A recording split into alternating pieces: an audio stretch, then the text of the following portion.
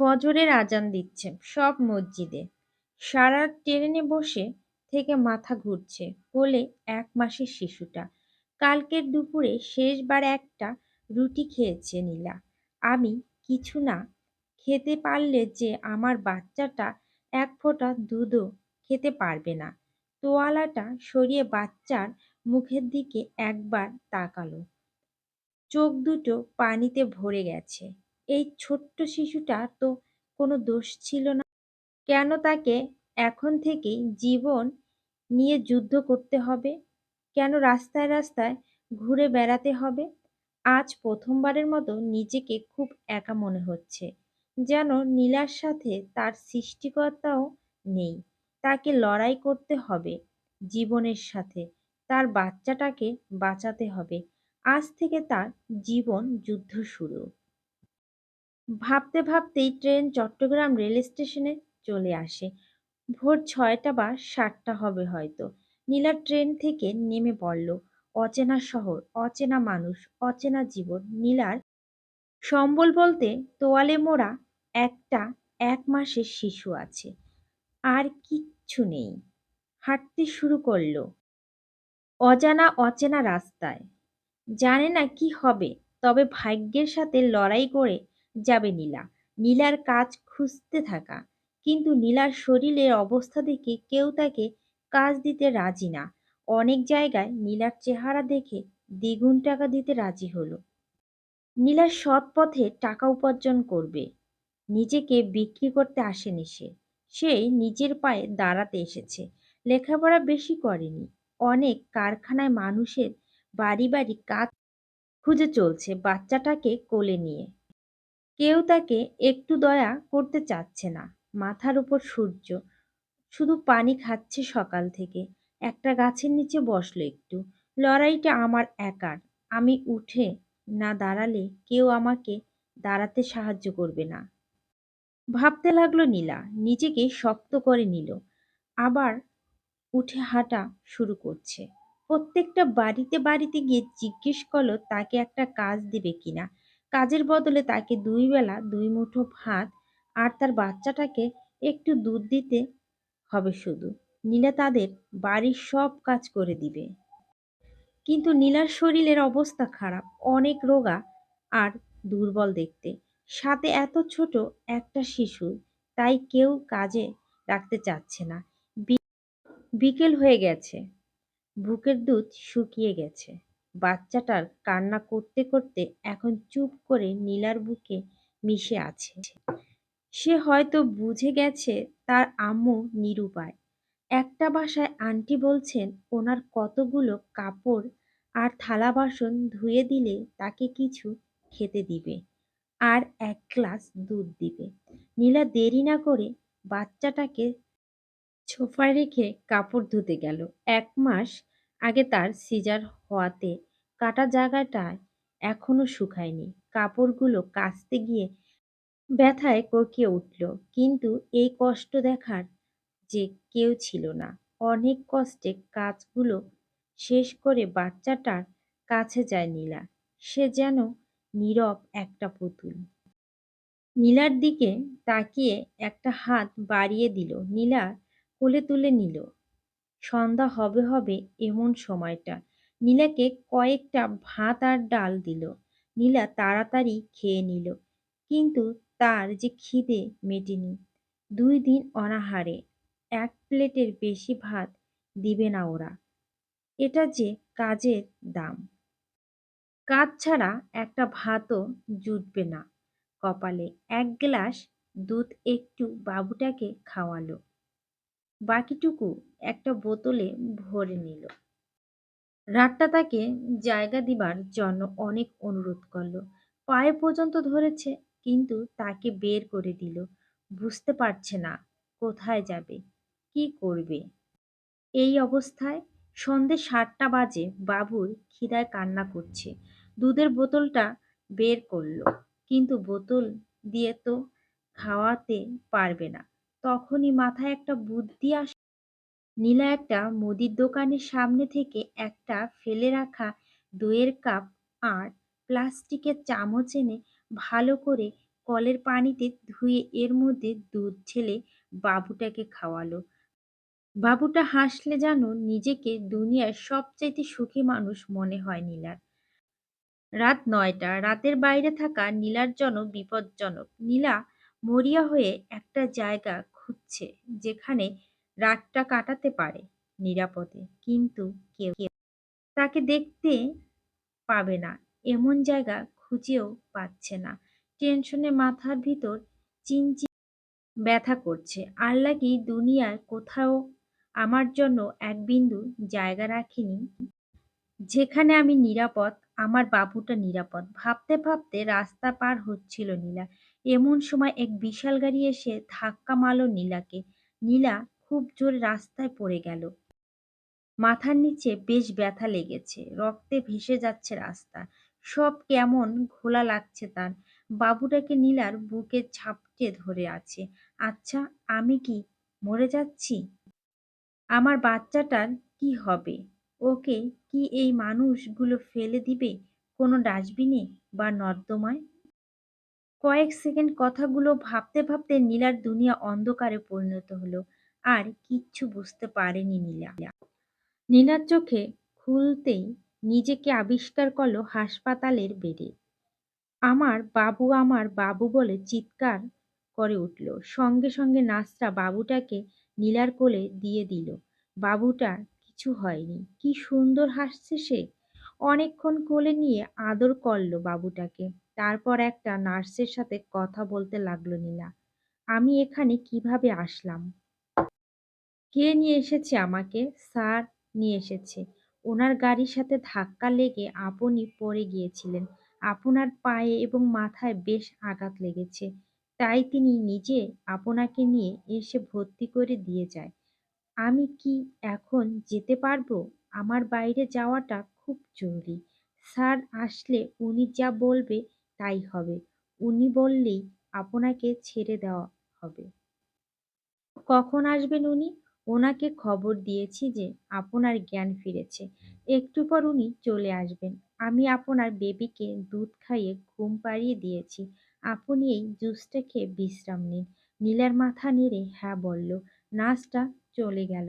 আজ নিজেকে খুব একা মনে হচ্ছে নীলার। এটা কি ছিল ওর ভাগ্যে? সে তো সবার মতো সুন্দরভাবে বাঁচতে চেয়েছিল। আজ তার পাশে কেউ নেই। নিজের আপন বলতে তার বাচ্চাটা আছে, যাকে নিয়ে নীলার সব স্বপ্ন, সেই স্বপ্নগুলো কি পূরণ হবে? পৃথিবীটা যে বড় স্বার্থপর, স্বার্থের কাছে হেরে যায় ভালোবাসা। আমার মতো করে যেন আমার মেয়েটাকে ঠকতে না হয়, এমনভাবেই গড়ে তুলবো আমি আমার মেয়েকে। যেন অন্যের উপর নির্ভরশীল হতে না হয়, এমনভাবেই গড়ে তুলবো। ভাবতে ভাবতে চোখ বন্ধ করে ফেলল নীলা। কিছুক্ষণ পর দরজায় টোকা দিয়ে কেউ বলল, আসবো? জি আসুন। আমি আকাশ চৌধুরী। আসলে আপনি কালকে আমার গাড়ির সাথে ধাক্কা খেয়েছেন। আমি খুবই দুঃখিত। আসলে গাড়ির সামনে আপনি এমনভাবে চলে আসবেন বুঝতে পারিনি আমি। জি, আপনার কোনো দোষ নেই। আসলে আমি কিছু না দেখেই রাস্তা পার হতে গিয়ে এমন হয়েছে। তো এখন কেমন আছেন আপনারা? এখন বেশ ভালো আছি। শুধু পায়ে একটু ব্যথা। সপ্তাহখানেক এখানে থাকলে আপনি ভালো হয়ে যাবেন। না, আমি এখানে থাকতে চাই না। আপনি ওদের বলুন আমাকে ছেড়ে দিতে প্লিজ। কেন, কোনো সমস্যা রয়েছে? ওরা কি ঠিকমতো সেবা করছে না? না, না, আসলে তা নয়। আমার কাজ আছে। বাইরে যাওয়াটা খুবই জরুরি আমার জন্য। ওকে। কালকে আপনার সাথে একটা ছোট্ট বেবি দেখেছিলাম। কি হয় আপনার? জি, এটা আমার বেবি। ও, তো আপনার স্বামীর ফোন নাম্বারটা দিলে ভালো হতো। ওনার সাথে যোগাযোগ করে এখানে এনে ওনার হাতে আপনাকে দিতে পারলে নিজেকে শান্ত লাগতো। উনি নেই মানে? মানে উনি মারা গেছে। ও, আমি খুব দুঃখিত। আপনার আব্বু-আম্মু বা অন্য কারো নাম্বার? এই বাচ্চাটা ছাড়া আমার কেউ নেই এই পৃথিবীতে। কিছুক্ষণ তাকিয়ে রইল আকাশ নীলার দিকে। তো এখন থেকে কোথায় যাবেন বলুন, আমি পৌঁছে দিচ্ছি। কি জানি কোথায় যাব? আল্লাহ যেখানে চায় সেখানেই যাব। মানে? আপনি জানেন না কিছু? আপনার বাসা কোথায়? কোথায় যাবেন? কিছু জানেন না? আমার কোনো বাড়িঘর নেই। নীলার নিচের দিকে তাকিয়ে কথাগুলো বলছে। আকাশ তাকিয়ে আছে নীলার দিকে। একটা মেয়ে একা শহরে বাড়ি নেই, কোথায় যাবে জানে না। আকাশ চিন্তায় পড়ে গেল। কি বলবে বুঝতে পারছে না। নীরবতা ভেঙে আকাশ বলে উঠল, আপনার কোনো সাহায্য লাগবে আমাকে বলবেন। টাকা পয়সা যদি কিছু লাগে। এমনিতেও আমার যেন আপনার পায়ে ব্যথা লেগেছে। এটাকে দান মনে করবেন না। আমি শুধু আপনার বিপদে এগিয়ে আসতে চাইছি। নীলার মুখ তুলে তাকালো আকাশের দিকে। আকাশের বয়স 28 বা 30 হবে। বেশ ফিটফাট শরীরের অধিকারী। দেখতেও বেশ সুদর্শনী, বেশ ভালো ঘরের ছেলে মনে হলো। আপনি সত্যিই আমাকে সাহায্য করতে চান? হ্যাঁ, তাহলে আমার একটা সাহায্য করবেন প্লিজ? কি সাহায্য? দয়া করে আমাকে একটা কাজ দিয়ে দিবেন। যত কঠিন কাজই হোক না কেন আমি করব। মানুষের বাসায় কাজ হলে আমি করব। প্লিজ এতটুকু দয়া করুন আমার প্রতি। আমাকে আমার বাচ্চাটাকে বাঁচতে হবে। আমার বাচ্চাটার কথা ভেবে একটা কাজ জোগাড় করে দিন। আকাশ এক দৃষ্টিতে তাকিয়ে আছে নীলার দিকে। নীলার চোখে পানি টলমল করছে। চোখে মুখে অসহায় ছাপ। যে কেউ দেখলে মায়ায় পড়ে যাবে এই চেহারা। তো আপনি বাসায় কি কি কাজ জানেন? ঘর ঝাড়ু দেওয়া, ঘর মোছা, ঘর গোছানো, রান্না করা, কাপড় ধোয়া। আমি সব পারি। আপনার আব্বু আম্মু পাও মালিশ করে দিব আমি। আপনার বাচ্চাদের দেখাশোনা করব।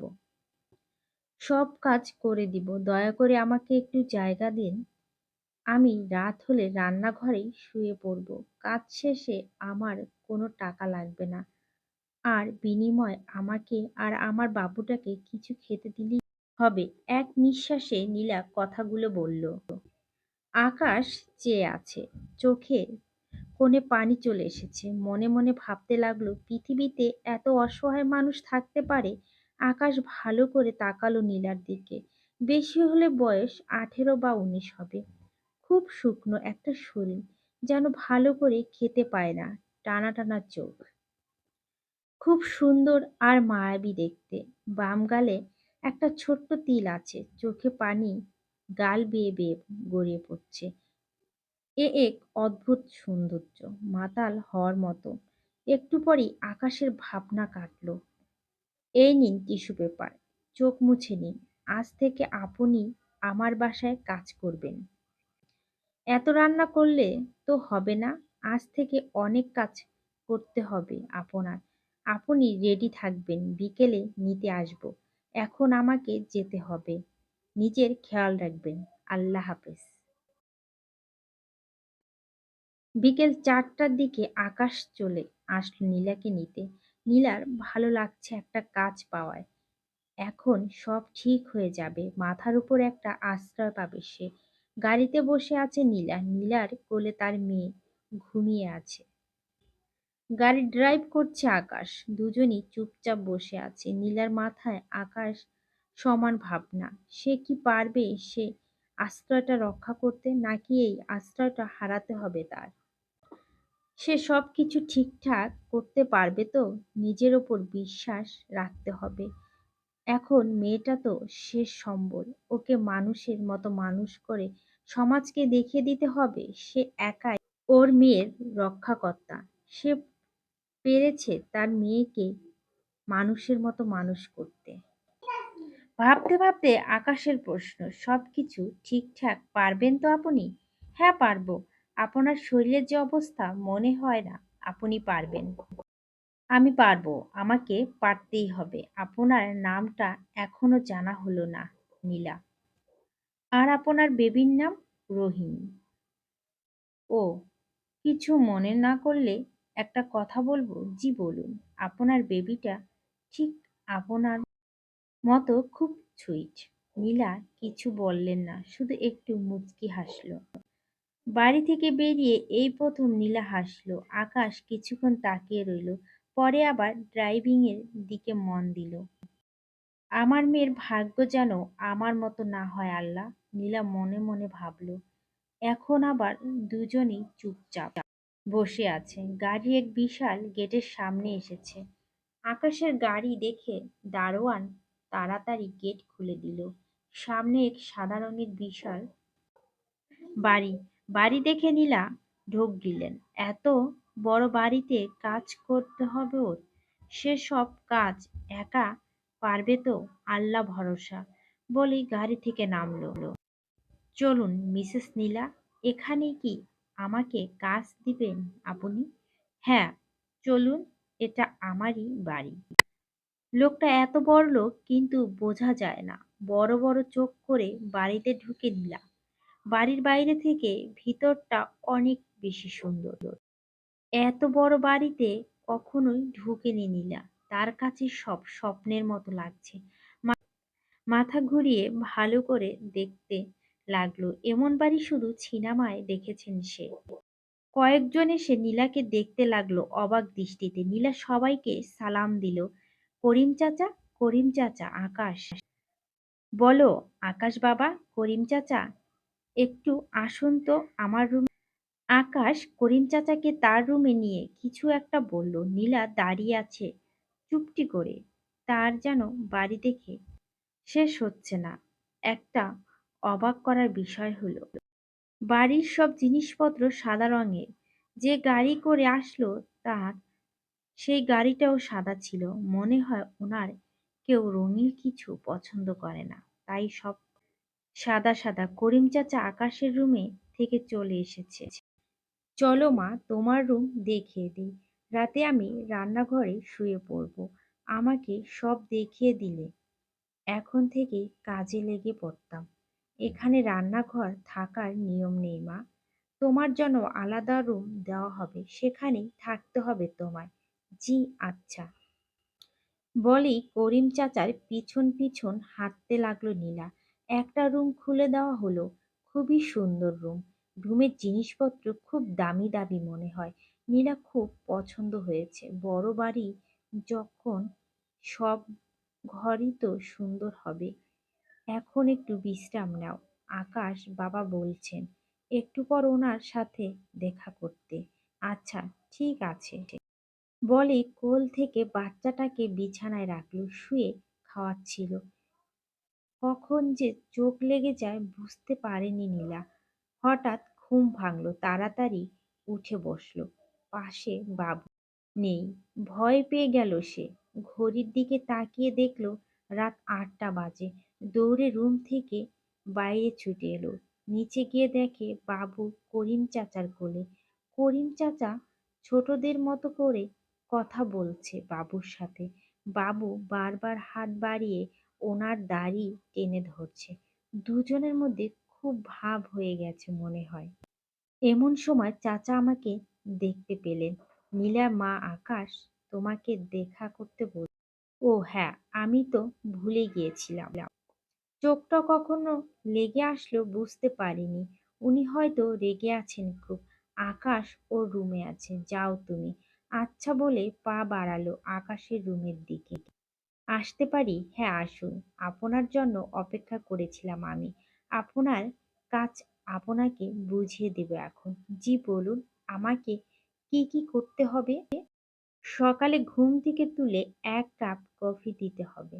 অফিসে যাবার আগে আমি নাস্তা করি যাই, সেটা আপনি আমার সামনে এনে দিবেন। বাসায় কি কি হচ্ছে আমাকে একটু পর পর ফোন করে বলবেন। বাসায় কি রান্না হবে, কে কোন কাজ কখন করবে, এই সব দেখাশোনা করতে হবে। আমি বাসায় যতক্ষণ থাকি ততক্ষণ আমার সাথে বসে আমার কাজে সাহায্য করতে হবে। আর কিছু নয়। আর কিছুই না? নীলা খুব অবাক হলো। এসব তো লোকটার বইয়ের করার কথা। আমি তো কাজ করতে এসেছি, রানীর মতো হুকুম দিতে না। উফ, সব কাজ করার জন্য আলাদা করে লোক রাখা আছে। তো আপনাকে এইগুলোর বাইরে কিচ্ছু করতে হবে না। দেখুন, আমি কাজ চেয়েছি আপনার কাছে, কয়েক দিনের জন্য মেহমান হয়ে আসিনি। আমি জানি আপনি আমাকে কয়েকদিনের জন্য এনেছেন। দয়া করে আমাকে একটা কাজ জোগাড় করে দিন, নয়তো যে আমি আশ্রয়হীন হয়ে পড়ব। নীলার কান্না করতে শুরু করলো। আকাশ তো পোড়াইত হয়ে চেয়ে আছে। কি সব বলছে মেয়েটা! আহা, কান্না থামান তো। এটা আপনার কাজ। আপনাকে আমি আপ্যায়ন করতে আনিনি, কাজের জন্য এনেছি বুঝলেন? রেগে বলল আকাশ। আচ্ছা ঠিক আছে, এই নিন টিস্যু পেপার, চোখ মুছে নিন। আর শুনুন, আপনার বেতন 15,000 টাকা। কাজ ভালো করে করতে পারলে বেতন বাড়ানো হবে। এত টাকা? এই টাকা দিয়ে কি হবে? চোখ বড় বড় করে তাকিয়ে আছে নীলা, যেন সে স্বপ্ন দেখছে। না না, আমি এত টাকা নিতে পারবো না। কি হবে এই টাকা দিয়ে? রোহিণীর ভবিষ্যৎ ও ভালো কথা আপনার মেয়ে কোথায়? করিম চাচার কোলে খেলা করছে। চাচা খুব ভালো একজন মানুষ।